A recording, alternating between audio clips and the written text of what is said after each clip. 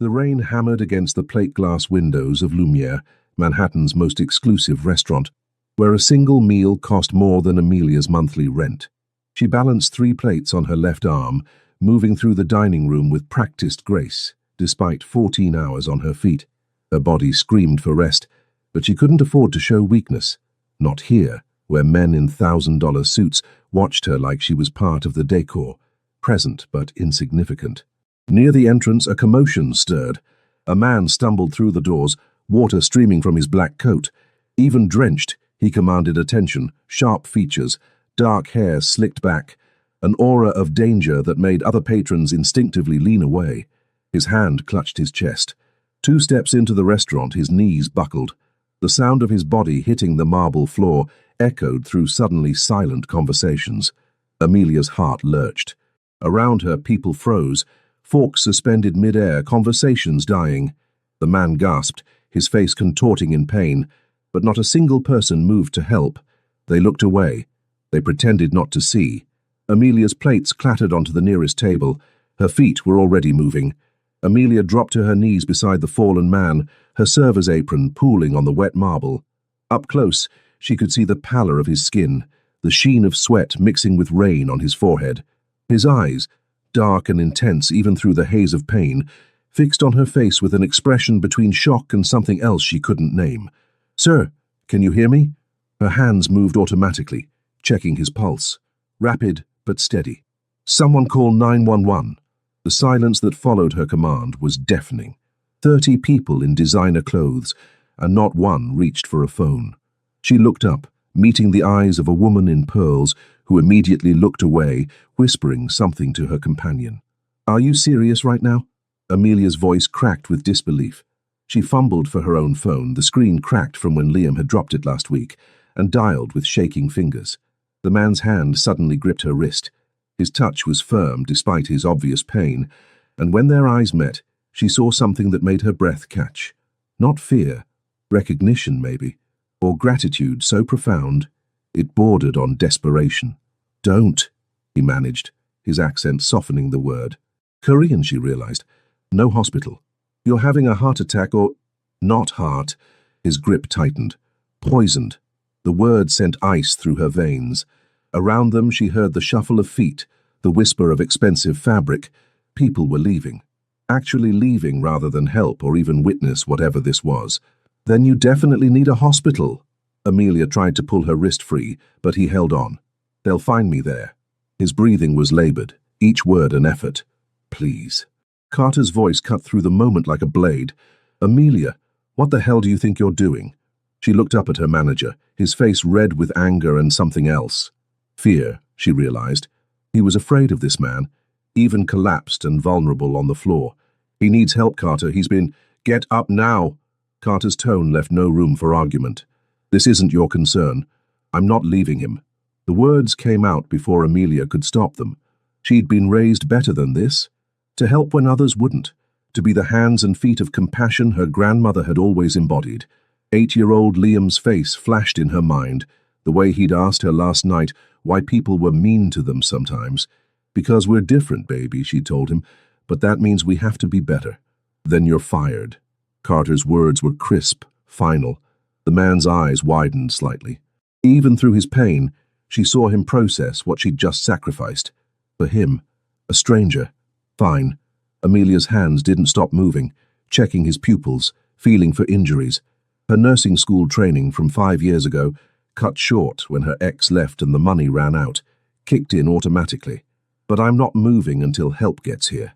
The man's hand moved to his jacket, extracting a phone with visible effort. He pressed a single number and brought it to his ear, never breaking eye contact with Amelia. "Seok Jin," he breathed into the phone. "Lumiere. Now." A pause. "No hospital. Bring the doctor to—" He looked at Amelia, a question in his eyes. "I don't have anywhere. I live in a studio with my son. Your address." She shouldn't. Every instinct screamed this was wrong, dangerous, insane. But those same instincts had told her to help when no one else would. 643 Amsterdam Avenue, apartment 4B. His lips curved into something that might have been a smile if it wasn't edged with pain. 4B, he repeated into the phone. Then to her, "What's your name?" Amelia. Amelia. He said it like he was tasting wine, testing the syllables. I'm Ji-ho. Nice to meet you, Ji-ho. Now please stop talking and save your strength. This time his smile was unmistakable, though it faded quickly as another wave of pain hit. His hand in hers spasmed, and she squeezed back instinctively. You're going to be okay, she told him, using the same voice she used when Liam had nightmares. Firm, certain, even if she felt neither. Yes, Ji-ho agreed, his eyes never leaving her face. I am. Sirens wailed in the distance, growing closer. At the same moment, a black Mercedes SUV screeched to a stop outside. 3 men emerged, moving with military precision. The one in front, tall, sharp-featured, with eyes that catalogued everything in seconds, swept into the restaurant. He dropped to Ji-ho's other side, his eyes widening at the sight of his boss on the floor with a black waitress holding his hand. Sir, she saved my life, Ji-ho said simply. No one else moved. He said it loud enough that everyone remaining in the restaurant could hear. A statement, a fact that would be remembered. Only her. Respect flickered across the man's features as he looked at Amelia. Miss, we need to get him somewhere safe. We have a doctor waiting. He needs a hospital. This is insane. This is necessary, Ji-ho corrected. He sat up with help, and Amelia's hands fluttered, unsure whether to support him or push him back down. Amelia, trust me. Please. She shouldn't. She absolutely shouldn't. But when he looked at her like that, like she was the only solid thing in a world that had just tried to kill him, she found herself nodding. Okay, but I'm coming with you. No, Seok-jin started. Yes, Ji-ho overruled. She comes. She stays. Until I say otherwise. Carter materialized beside them. Sir, I do apologize for this disruption. If there's anything Lumiere can do, you can give Amelia her job back, Ji-ho said, his voice gaining strength. With a raise. Double what she was making. Of course, absolutely. I quit, Amelia interrupted. Both men looked at her in surprise. She pulled her hand free from Ji-ho's, yanked off her apron, and threw it at Carter's chest. I don't work for people who watch someone die rather than risk their precious ambience. Ji-ho's laugh was unexpected, rough and genuine. Then you work for me now. I don't even know what you do. Import-export, he said smoothly. Too smoothly. Very boring. But I pay well, and I'm alive because of you. That creates obligations. The way he said the last word made her shiver. This wasn't a debt. This was something else. I have a son, she said, lifting her chin. 8 years old. Whatever this is, he stays out of it. Ji-ho's expression softened in a way that transformed his face. Of course, children are sacred. I would never... He swayed, and Seok-jin grabbed him more firmly. We need to move, Seok-jin said urgently. Now. My apartment is 20 minutes from here, Amelia said, making a decision she knew she'd probably regret. Liam is at my friend Charlotte's place until 10. If you need somewhere no one knows about. Ji-ho smiled at her, and it was like the sun breaking through storm clouds. Amelia, he said softly, you keep surprising me. She followed Ji-ho into the vehicle, sliding into the leather seat beside him. He leaned back, his eyes closing, but his hand found hers again in the darkness. Thank you, he murmured, for not walking away. Amelia looked at their joined hands, her brown skin against his pale, her calloused fingers against his manicured ones. I'm probably going to regret this. Probably, he agreed. His thumb traced a circle on her wrist. But not tonight. Tonight you saved a life. That counts for something. The SUV pulled away from Lumiere, and Amelia watched her old life shrink in the side mirror. Whatever came next, she'd already crossed a line. Ji-ho's hand tightened on hers and she squeezed back. For now, that was answer enough. Amelia's studio apartment had never felt smaller than when 4 large Korean men attempted to navigate its 40 square feet of free space. Seok-jin directed the operation with military efficiency, positioning guards while a 5th man, introduced simply as the doctor, unpacked a sophisticated medical bag. Ji-ho sat on her worn Goodwill couch and looked completely out of place, like placing a Rembrandt in a dollar store frame. This is where you live? He asked, not with judgment but genuine curiosity. His eyes catalogued everything.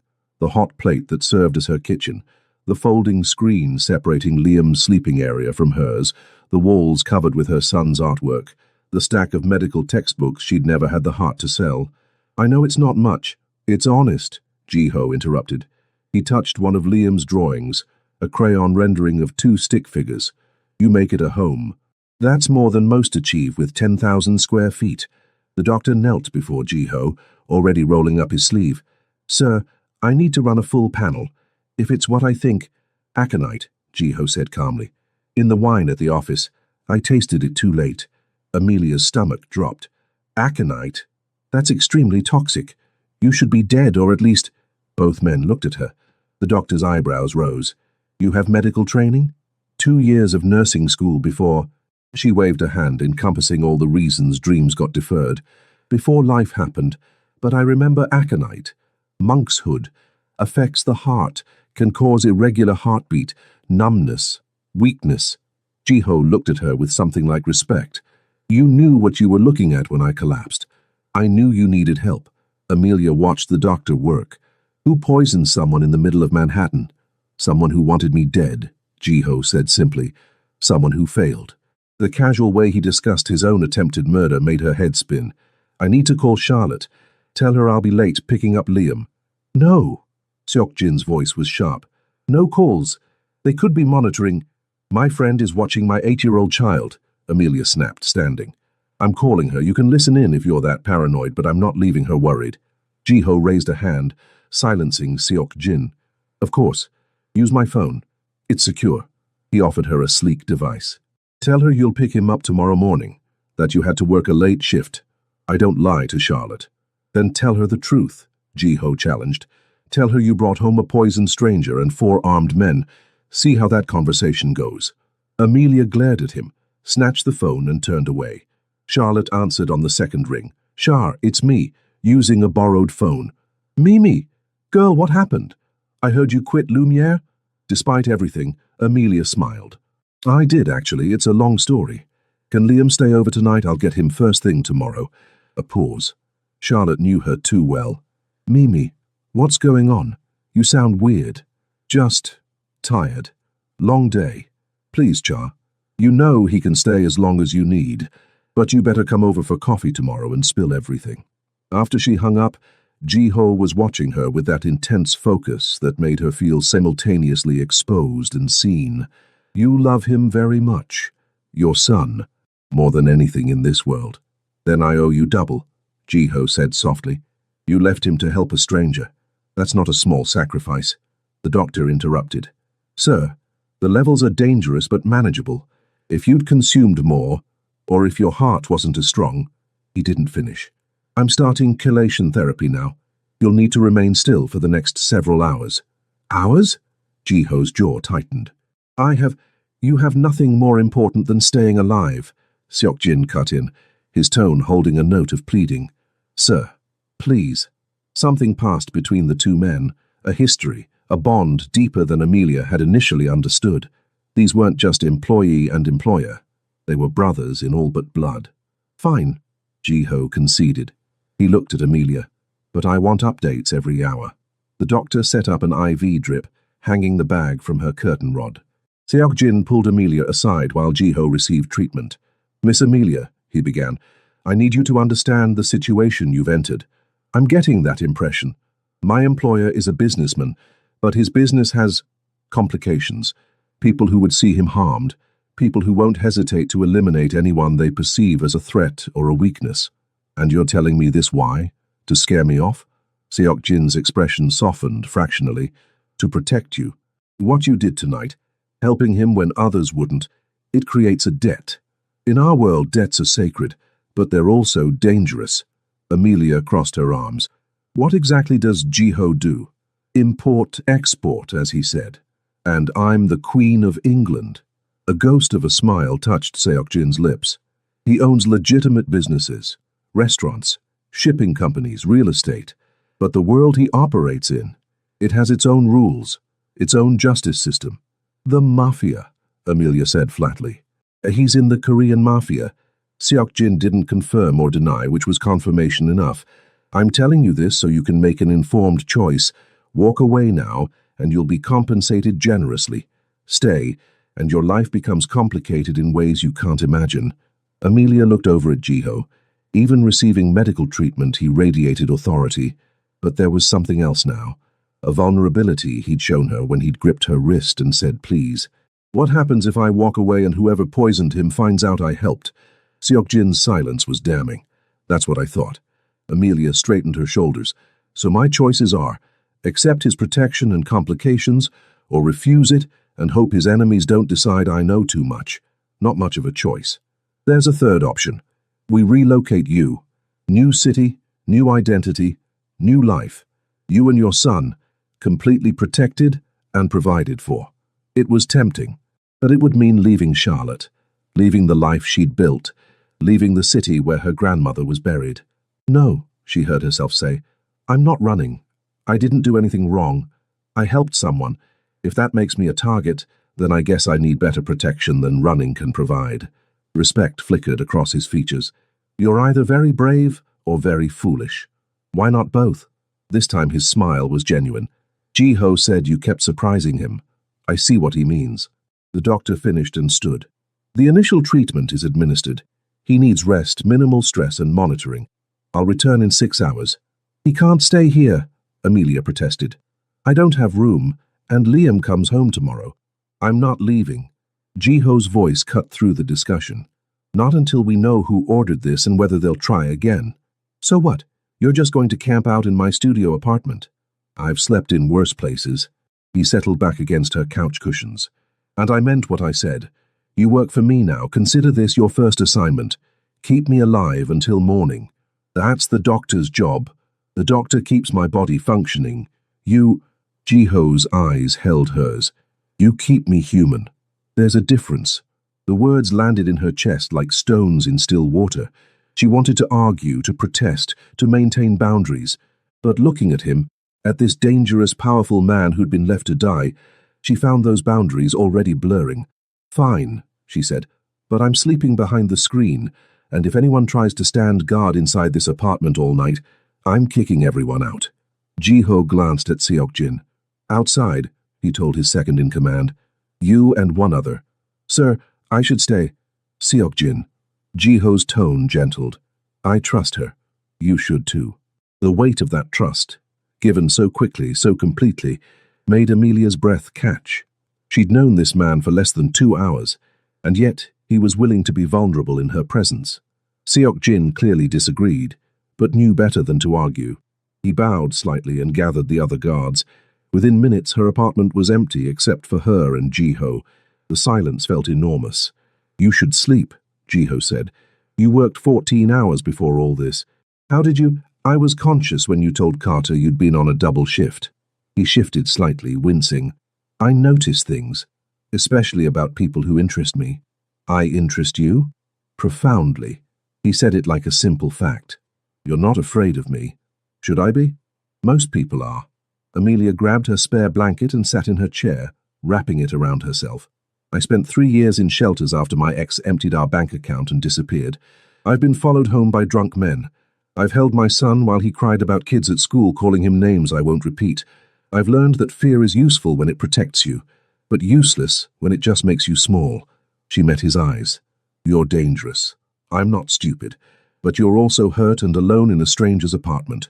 So right now, I'm not afraid." Jiho stared at her for a long moment. Then he laughed, really laughed, the sound rich and genuine.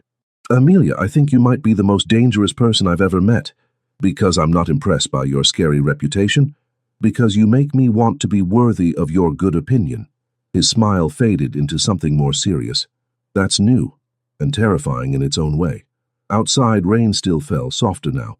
Inside, the IV dripped steadily. Amelia watched Jiho's eyes grow heavy, the medication and exhaustion finally pulling him under. Just before sleep claimed him, he murmured, "You saved my life tonight. I won't forget that. I'll spend every day proving I was worth saving." Then he was out, breathing evening into sleep. Amelia sat in her chair, blanket pulled tight, and wondered what she'd really brought into her home. She should be terrified. Instead, she felt awake in a way she hadn't in years. Tomorrow she'd pick up Liam.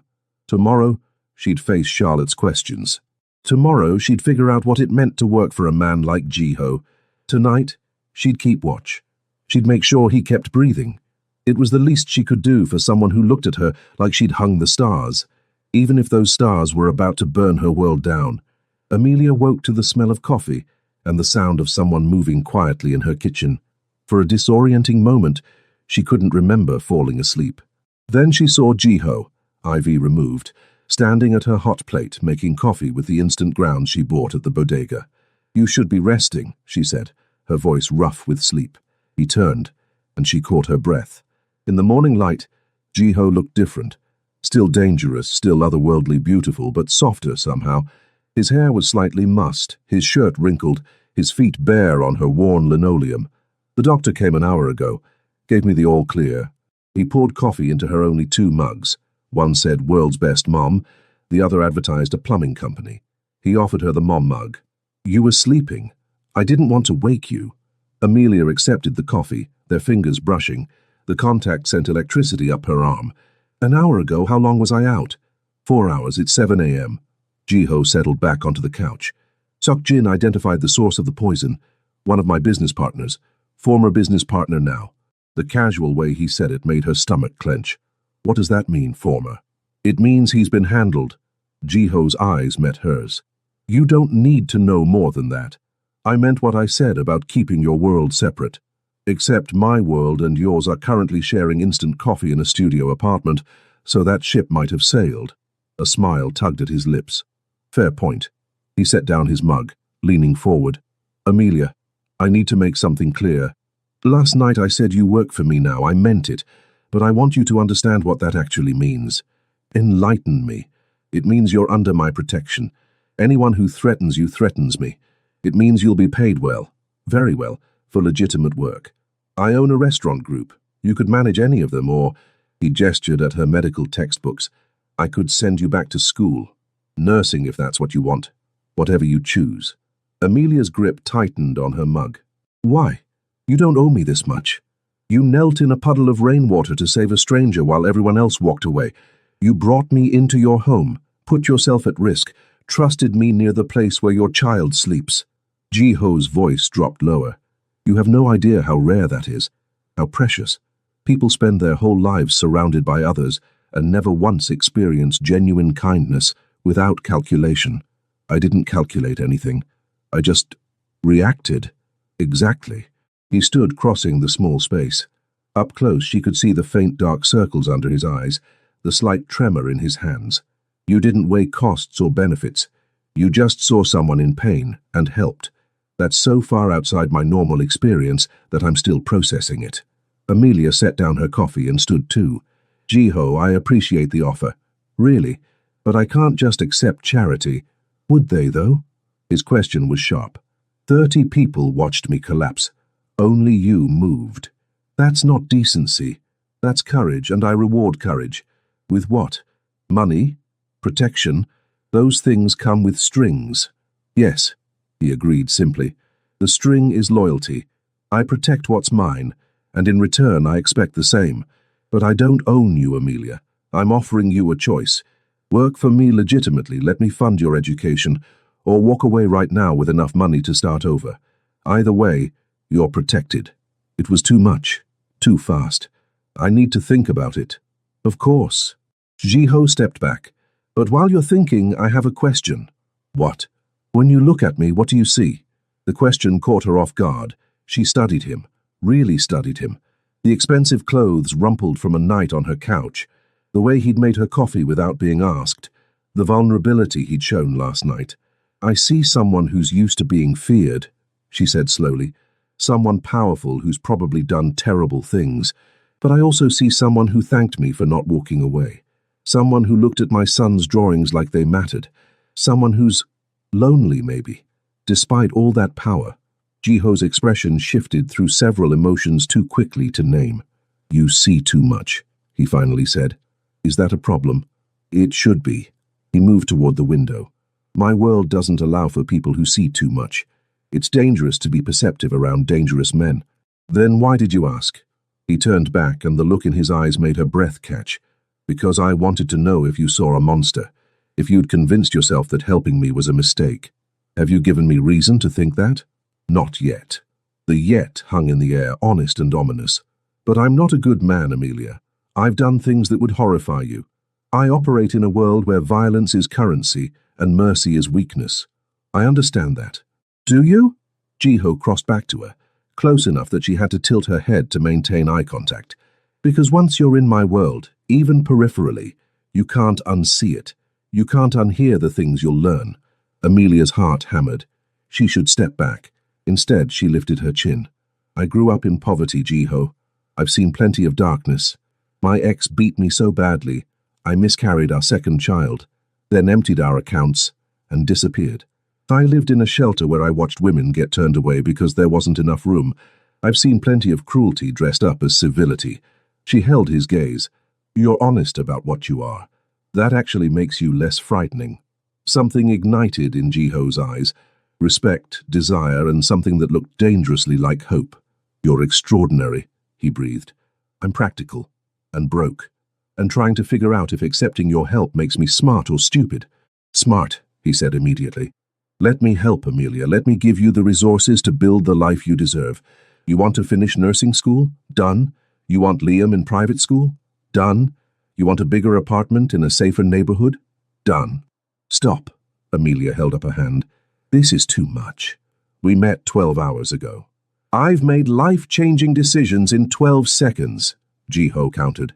This one took significantly longer and feels significantly more important. Why? The question burst out. Why do I matter so much to you? Jiho was quiet for a long moment. When he spoke, his voice was raw. My mother died when I was 16. Heart attack in a subway station. Dozens of people around her, and not one helped. They stepped over her like she was trash. By the time someone finally called for help, it was too late. His hands clenched. I joined the family business 3 months later, but really I was just angry.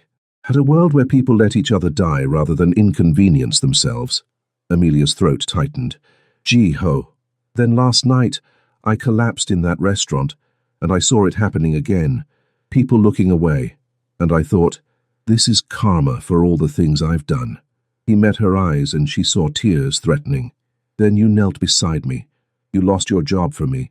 You brought me into your home near your child. You gave me what no one gave my mother. A chance.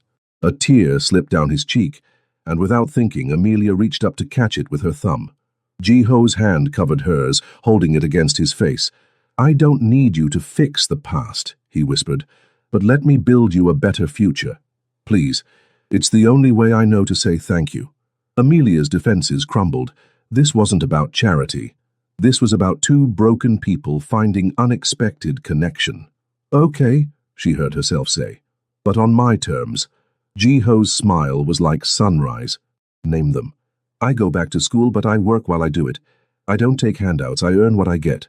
Agreed. Liam comes first, always. If your world ever threatens him, I would die before I let anything happen to your son, Jiho interrupted, fierce certainty in his voice. Children are sacred, Amelia, especially yours. And we take this slow. Whatever this is between us, she gestured, we figure it out without rushing. We have time. Jiho's thumb traced her jawline. All the time you need. A knock at the door made them both jump. Seokjin's voice came through. Sir, we need to move you. It's not safe to stay in one location too long. Jiho let his hand drop, stepping back. I need to go, but I'm leaving 2 guards outside, just until we're certain the threat is neutralized. I have to pick up Liam soon. What do I tell him about guards? Tell him the truth, that you helped someone, and that someone is grateful and protective. Kids understand loyalty. Jiho pulled out his phone, typing quickly. I'm sending you contact information and transferring funds to cover the next 6 months' rent and expenses while you transition. Jiho, that's non-negotiable. He pulled on his shoes. I'll be in touch tomorrow. We'll discuss positions at the restaurant group, school enrollment, everything. But today, you rest. Spend time with Liam. He moved toward the door, then turned back. In 3 strides, he was in front of her again, his hands framing her face. Thank you, he said simply, for seeing past the monster to the man. Then he kissed her forehead, a gesture so gentle it made her heart ache, and was gone. Amelia stood alone in her apartment, touching the spot where his lips had pressed. Her phone buzzed with incoming notifications, contact information, bank transfer confirmations, enough money to make her dizzy. She should be terrified. Instead, she felt alive, awake, like she'd been sleepwalking through life, and Jiho's intensity had shocked her back into vivid reality. Her phone rang. Charlotte's name flashed. "Hey, Char." "Okay, Mimi. You've got 5 minutes before Liam wakes up. Explain to me why there are 2 very large, very serious Korean men standing outside your building." Amelia sank into her chair and started talking. Because if she was going to navigate this new reality, she'd need her best friend's counsel. This was either the best decision she'd ever made or the worst. Time would tell which. But looking at the sunrise painting her shabby apartment in gold, feeling Jiho's kiss still warm on her forehead, Amelia couldn't bring herself to regret it. Not yet. Maybe not ever. 3 weeks later, Amelia stood in front of Sinclair Academy, watching Liam's eyes widen at the pristine brick building with its manicured lawn and children in uniforms. "Mum, are you sure?" His small hand clutched hers tightly. "This place looks expensive. It's already paid for, baby." She knelt to his level, straightening his new tie. "Mr. Choi arranged everything." "Is Mr. Choi your boyfriend?" The question caught her off guard.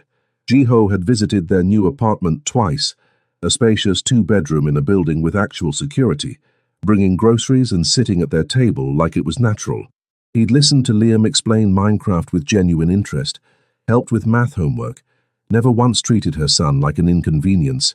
"No, honey, he's a friend, a good friend who wants to help us.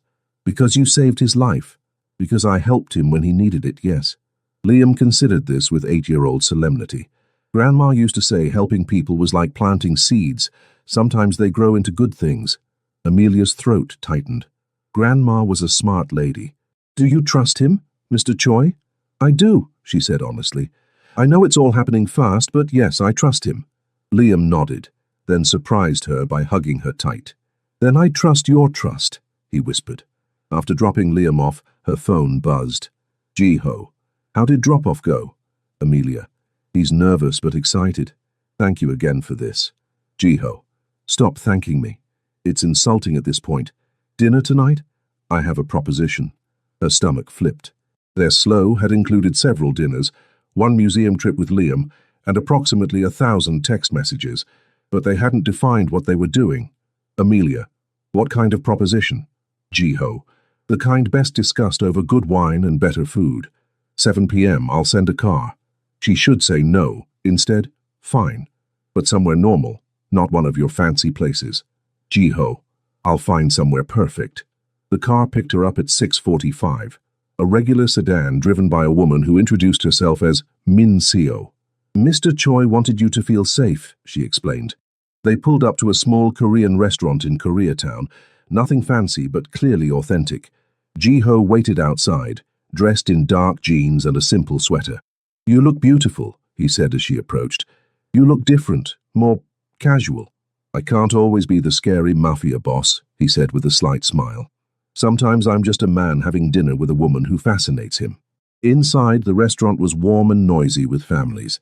Jiho led her to a back booth, speaking rapid Korean to the owner, who smiled and promised something would be extra special.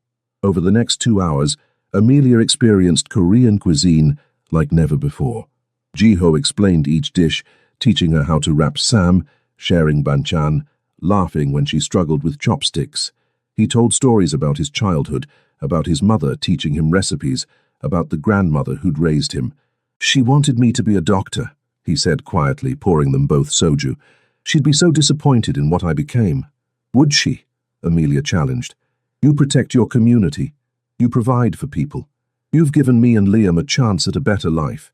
Maybe the method is different than she'd have chosen, but the heart is the same." Jiho stared at her. "How do you do that?" "Do what?" "Make me feel like I'm not completely beyond redemption." "Because you're not." She squeezed his hand. "Hey, you're just a person, Jiho. Complicated and flawed, but still capable of good." The moment stretched between them. Before she could say more, his phone buzzed insistently. Jiho glanced at it and went pale. "I have to take this." He stood, pressing the phone to his ear, and moved toward the entrance. Through the window, Amelia watched his body language shift, shoulders tensing, hand clenching. He returned 2 minutes later, his expression grim. "We need to go. Now." "What's wrong?" "Sang-woo. A rival I told you about, he knows about you." Jiho threw cash on the table. "He's making moves, sending messages. It's not safe." Fear spiked through her. "Liam is protected. I have 3 guards at Charlotte's place where he's sleeping tonight. But you—" Jiho's jaw worked. "I underestimated how quickly he would escalate. I'm sorry." Outside, the sedan was already waiting. They climbed in, and the car pulled into traffic. "What does he want?" Amelia asked. "To hurt me by taking what I care about." Jiho's hand found hers. "He found out about the poison, about you helping me. In his mind, you're leverage, a weakness he can exploit. I'm not weak. I know that. But he doesn't care about truth. He cares about power." Jiho's phone buzzed again. He read the message and cursed in Korean. "He's outside your building, making a point." "What kind of point?" Jiho's silence was answer enough. Amelia's new apartment, the safe haven he'd provided, was compromised. "Take me there," she said firmly. "Absolutely not. Jiho." She turned to face him. "If this man is threatening me because of you, I deserve to look him in the eye, to understand what I'm up against. You have no idea what he's capable of. Then tell me. Stop protecting me from the truth. If I'm in danger, I need to know exactly what that means." Jiho studied her face, then spoke to Min Seo in Korean. The car changed direction. "Fine, but you stay in the car, you observe only. And if I tell you to leave, you leave, understood?" "Understood." 20 minutes later, they pulled up across from Amelia's building. 3 black cars idled at the curb, and a man stood on the sidewalk, early 40s, expensive suit surrounded by guards. Even from a distance, menace radiated from him. "That's Sang-woo," Jiho confirmed. "He's waiting for me. This is theater, a public challenge he knows I can't ignore. What happens if you do ignore it? He escalates, finds Liam's school, finds Charlotte, finds every person you care about and makes them targets until I respond."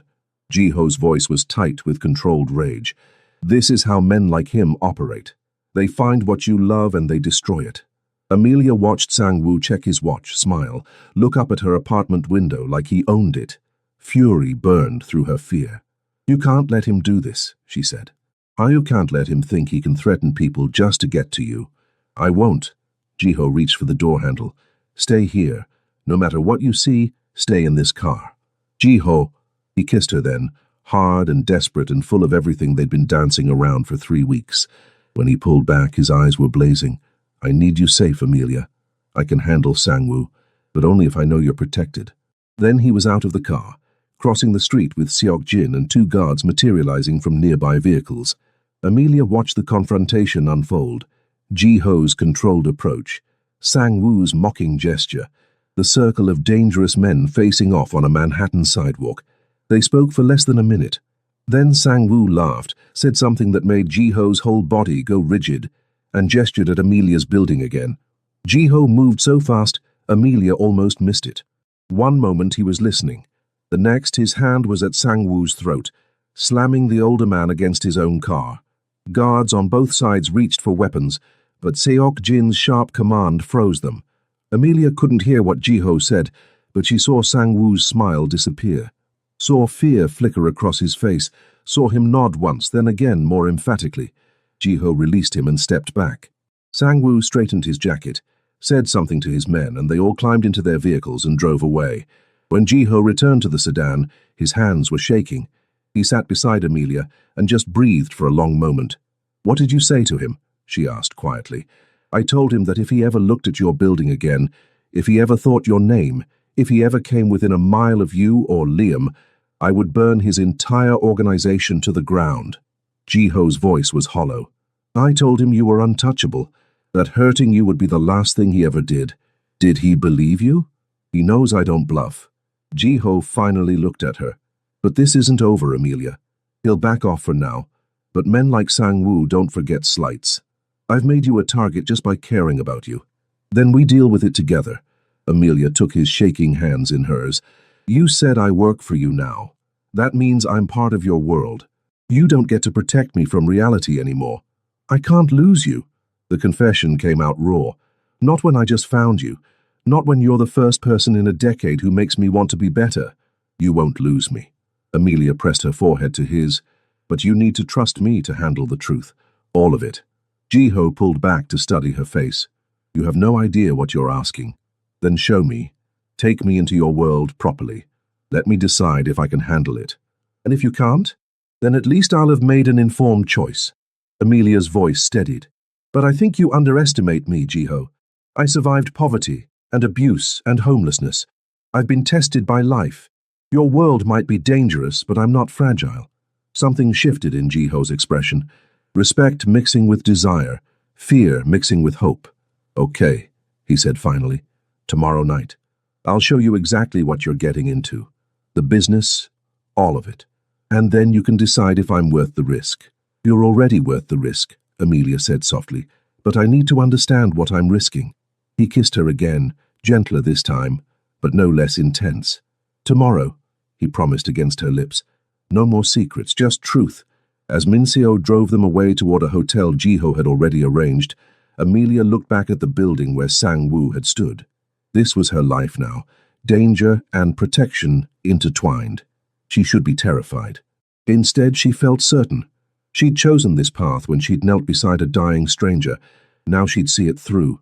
Jiho's hand stayed locked with hers the entire drive, like he was afraid she'd disappear if he let go. She squeezed back, promising without words, I'm not going anywhere. Tomorrow would bring revelations. Tonight, they had each other. For now, that was enough. The restaurant looked ordinary from the outside. Just another upscale Korean BBQ place in Koreatown. But when Jiho led Amelia through the kitchen to a private elevator, she knew she was about to see the truth behind the facade. Last chance to turn back, he said, his finger hovering over the button. Once you see this, you can't unsee it. I'm sure. The elevator descended. When the doors opened, Amelia stepped into a command center. Screens displaying security feeds from dozens of locations, people working at computers, a large conference table dominating the center. Seok-jin stood as they entered, nodding respectfully. Everything's ready, sir. Jiho guided Amelia to the table, where several folders lay arranged. This is the heart of my operation. From here, we monitor shipments, track competitors, coordinate security. Shipments of what? Amelia asked. Legally, electronics, clothing, food imports. Jiho opened the first folder, showing legitimate manifests. But some containers have secondary cargo. High-end counterfeits, grey market pharmaceuticals, untaxed luxury goods. Nothing that directly harms anyone, but definitely illegal. Amelia studied the documents, her nursing training helping her understand the pharmaceutical lists. These aren't dangerous drugs. These are medications people can't afford legally. Exactly. Insulin, heart medication, cancer treatments. All FDA approved, all safe, just obtained and distributed outside the normal system. Jiho watched her reaction. I'm not a saint, Amelia. I profit from this. But I also make sure my community has access to life-saving medication they couldn't otherwise afford. Robin Hood with a criminal enterprise, she murmured. Robin Hood still stole. Jiho opened another folder. This is the protection side. Businesses in Koreatown pay me monthly fees. In exchange, I guarantee their safety, mediate disputes, provide security. It's extortion by another name, but every owner I protect knows they can call me at 3 a.m. if there's trouble. And if they don't pay, then they're vulnerable to people far worse than me. His honesty was brutal. I don't hurt shopkeepers who refuse. I just can't protect them. And in this neighborhood, lack of protection means someone else moves in. Someone who won't be as reasonable. Amelia moved to the screens, watching security feeds. In one, she saw Jiho's men breaking up a fight. In another, they were delivering boxes to what looked like a community center. That's our food distribution, Jiho explained. Restaurants in my network donate excess food. We distribute it to shelters and families. Completely off the books. No glory. Just helping. Why? She turned to face him. Why do this if it's not about reputation? Because my mother went hungry sometimes, he said simply. Because I remember what it felt like to be poor and powerless. Because power without purpose is just violence. He touched her face gently. I'm not claiming nobility. I do terrible things to maintain this empire. I've hurt people who threatened what's mine. but I try to balance the scales where I can. Seok-jin cleared his throat. Sir, there's something you should show her. Ji-ho tensed. I don't think... She asked for the whole truth, Seok-jin said firmly. After a long moment, Ji-ho nodded. He led Amelia to a secure room off the main area. Inside, a man sat zip-tied to a chair, bruised but conscious. Amelia's stomach dropped. Who is this? One of Sang-woo's men, Ji-ho said quietly. He was watching Liam's school this morning. Ice flooded Amelia's veins. What? He never got close. My guards intercepted him 2 blocks away, but the intention was clear. Ji-ho's voice was cold. This man was sent to surveil your son to gather information. The man spat something in Korean. Ji-ho's expression darkened, and he responded sharply, an exchange that made the prisoner pale. What did he say? Amelia demanded. Nothing important. Don't lie to me now. What did he say? Ji-ho's jaw worked. He said Sang-woo knows you're my weakness, that your son is leverage. Rage unlike anything Amelia had ever felt exploded in her chest. She stepped up to the prisoner, ignoring Ji-ho's protest, and stared the man down. You listen to me, she said, her voice deadly calm. My son is 8 years old. He likes robots and dinosaurs. He has nothing to do with your boss's problems with Ji-ho.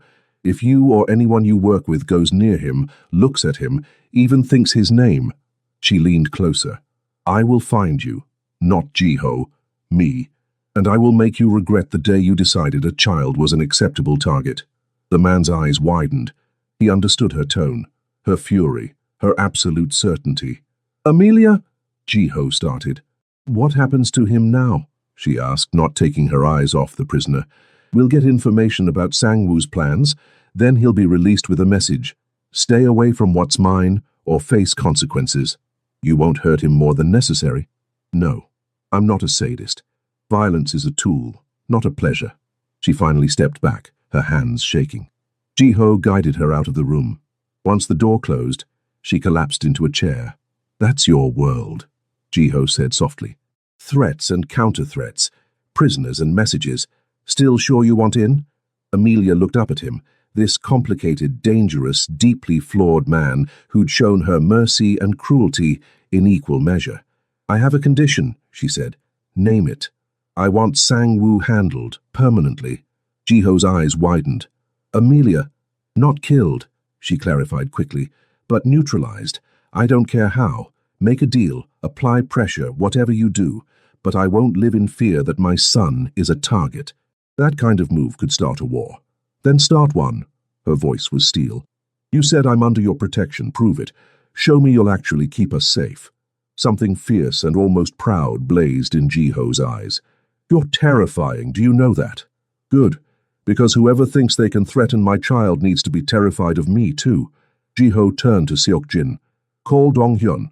Arrange a meeting with Sang-woo. Tell him I have a proposition that ends this without bloodshed, but only if he agrees within 24 hours. And if he doesn't, Seok-jin asked, then we remind him why people feared my family long before he decided to play gangster. Ji-ho's tone left no room for doubt. Seok-jin bowed and moved to make calls. Ji-ho returned to Amelia, kneeling so they were eye level. You understand what you just did? He asked. You didn't just accept my world. You gave me orders within it. You asserted authority like you belong here. Maybe I do. Amelia touched his face. Maybe we both found what we didn't know we needed. I love you. The words burst out. I know it's fast and probably crazy, but I love you, Amelia. Your courage, your compassion, the way you see me as human instead of monster. Amelia's heart hammered. I love you too, she whispered. God help me, I do. He kissed her then, deep and claiming. This wasn't gentle or careful. This was two people admitting what they'd been dancing around. When they broke apart, Ji-ho rested his forehead against hers. I'll make this right. Sang-woo will back off. Liam will be safe. You'll be safe. I swear it. I know you will. And she did. But I'm not staying in that hotel anymore. I'm not hiding. Then where? Your place. She saw his shock. If I'm going to be in this world, I need to be all the way in. Show me where you live, Ji-ho. It's not a home, he warned. It's a fortress. Then I'll make it a home. She stood, pulling him up. The way you're making mine a sanctuary, we'll build something new together. Jiho stared at her like she'd performed a miracle. You're serious. Completely. Liam and I will stay at Charlotte's for a few more days while you handle Sang-woo. Then we're moving in with you. Not as guests, as family. Family. He tested the word, and something in his expression cracked. I haven't had family since my grandmother died. Well, now you have a girlfriend who's too stubborn to be scared off, and an 8-year-old who thinks you're cool. Amelia smiled. Welcome to the Johnson family, Jiho. We're small but fierce. He laughed, really laughed. When this is done, when Sang-woo is handled and you're safe, I'm taking you and Liam somewhere beautiful, and I'm going to spend every moment proving I'm worthy of what you're giving me. You already are, Amelia said simply. Over the next 3 days, Jiho's world moved with lethal efficiency. Sang-woo received an offer he couldn't refuse, lucrative territory in exchange for permanent distance from Jiho's interests, including, specifically, Amelia and Liam. The deal was struck in a neutral location, witnessed by elders who'd ensure compliance. Sang-woo got expansion, Jiho got peace. On the 4th day, Charlotte helped Amelia pack. You're really doing this? Her friend asked. I really am. Charlotte studied her face. You really love him? I really do. Then I'm happy for you, but if he ever hurts you or that baby, I know people too. Noted? Amelia laughed. Want to come to dinner next week? Only if he promises not to have anyone killed at the table. That evening, Jiho's driver picked them up. The penthouse was everything Jiho had warned. Sleek, modern, slightly cold. But Liam's eyes went huge at the floor-to-ceiling windows. Mom, this is like a superhero hideout, he breathed. Jiho grinned. Wait until you see your room. He'd prepared a space that made Liam gasp. Walls painted like space. A bed shaped like a rocket ship. Shelves stocked with books and building sets. In the corner, a top-of-the-line computer for learning coding. This is the coolest room ever! Liam threw his arms around Jiho spontaneously. Thank you! Over Liam's head, Jiho's eyes met Amelia's. The expression there, wonder and tenderness and something like fear that he might wake up, made her throat tight. After Liam was settled, Jiho led Amelia to the master suite. He'd made changes.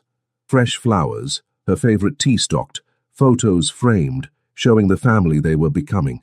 I want you to feel like this is yours, he said nervously. Like you belong here. She kissed him quiet. It's perfect. You're perfect. It won't always be easy, he warned. My world will complicate yours. Probably. She wrapped her arms around his neck. But I'd rather face complicated with you than simple with anyone else. From down the hall they heard Liam's excited voice. Mr. Choi, Jiho, come see what I built. Jiho's face lit up. He called me by my name. He trusts you. Amelia took his hand. We both do. They found Liam surrounded by Lego, already constructing something elaborate. He looked up and smiled. Are we a family now? He asked with 8-year-old directness. Amelia looked at Jiho, who looked back with such open emotion it made her heart ache. Together they knelt beside Liam. Yes, Jiho said firmly. We're a family now. Good. Liam returned to his building. Families are better than being alone. Outside, Manhattan glittered in the twilight. Inside, 3 people who'd found each other against impossible odds began building a home from fortress walls and genuine love. It wouldn't always be easy, but the best things never were.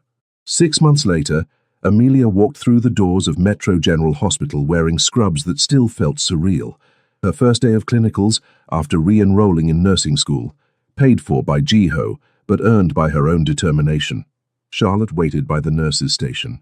Ready, nurse in training? Terrified, Amelia admitted. But ready. Her phone buzzed. Jiho, you're going to be amazing. Liam and I will have dinner ready when you get home. He's making you a congratulations card. Home. The word still made her smile. The penthouse had transformed over 6 months. Warmer, lived in, full of Liam's artwork and family photos. Amelia, I love you both. See you tonight. Jiho, love you more.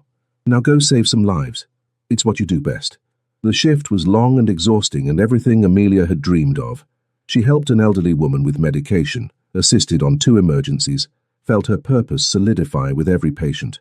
When she finally made it home at 11 p.m., exhausted but exhilarated, she found Jiho and Liam both asleep on the couch. Liam was tucked under Jiho's arm, a half-finished card on the coffee table that read, "Mom is a hero," in rainbow letters. Jiho's eyes opened as she approached. "How was it?" he whispered, careful not to wake Liam. "Perfect. Hard, but perfect." He shifted to make room. She curled up on his other side, and the three of them stayed there, a family made from impossible choices and unwavering love. "Thank you," Amelia murmured, "for giving me this chance." "You gave yourself this chance," Jiho corrected. "I just removed the obstacles. Your courage did the rest." Outside, the city that had brought them together continued its endless rhythm. Inside, three people who'd been alone had found their way home. Amelia had knelt beside a dying stranger because it was the right thing to do. She'd never imagined it would lead here, to love and family, and a future that felt limitless. But looking at Jiho's face in the soft lamplight, feeling Liam's steady breathing, she knew she'd make that choice again. Every single time. Some people walked past those who needed help. Amelia had stopped, and in stopping, she'd found everything she'd been searching for.